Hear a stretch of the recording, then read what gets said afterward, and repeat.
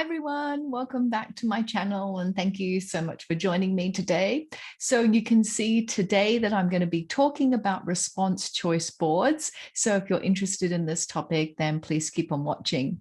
And please don't forget to subscribe to this channel and also hit that notification bell if you want to hear when I release new videos.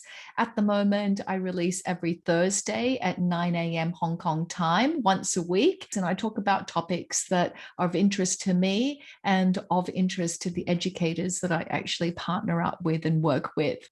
Okay, so let's have a look at this choice board. I'm just going to make myself a little bit smaller here, get myself out of the way. And I think using choice boards is a really quick, easy, simple way for students to showcase their learning.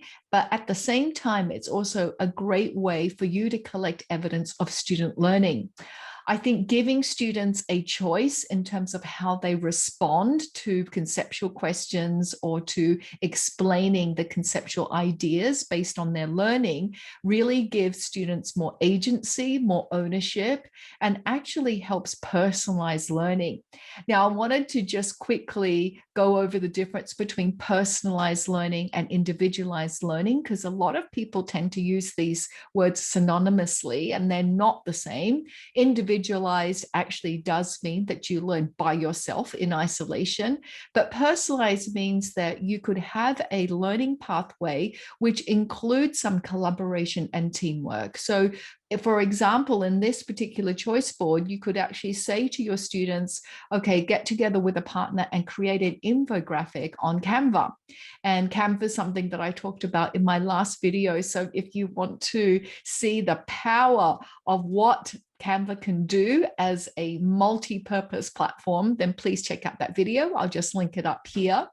But getting back to the response choice board, it really is about trying to give students more agency. And you're also differentiating their learning by giving them a choice of actually how to showcase and how to demonstrate and communicate their understanding.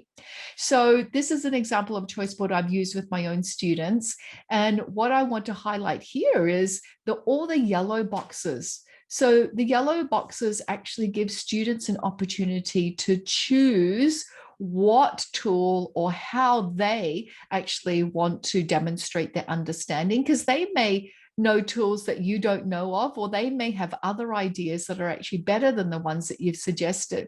So along the side here, you can see I've just got the icons of some very common digital tools that we can use. This is Loom, this is Screen-O-Matic, there's Padlet, Pixton, Wix, that's WordPress, Canva, Audacity, PowerToon, and Creately.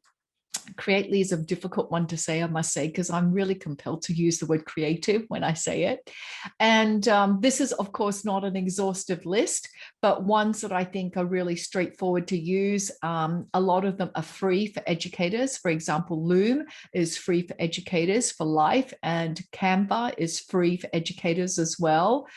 And so I've given some suggestions on when to use what tool. So I'm still going to move myself out of the way so that you can see what I've got here.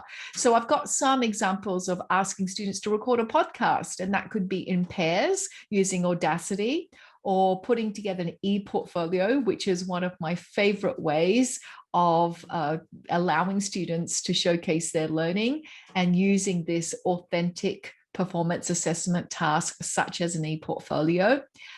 You could ask students to devise an instruction manual, create a multimedia website. I've often asked my students to get into groups of 4 and create either a Google site or using Wix or WordPress, creating a website with explaining different mathematical concepts. One particular project I had was proof by induction, and asking students in groups of 4 to explain the different examples and use videos and different multimedia tools to explain.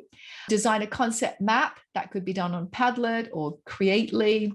Create 3D models, infographic, illustrations through a comic book, because I think that there's just so much fun and joy in creating a comic book, or creating their own Bitmoji classroom, which I'm completely obsessed with at the moment. Creating a visual such as a graphic organizer, create a movie and some visuals to explain. This one here, I'm just going to move myself again. This one here is deliver an oral defense. And so this is something that I recently introduced to my students at Hong Kong U, where they will be giving an oral presentation.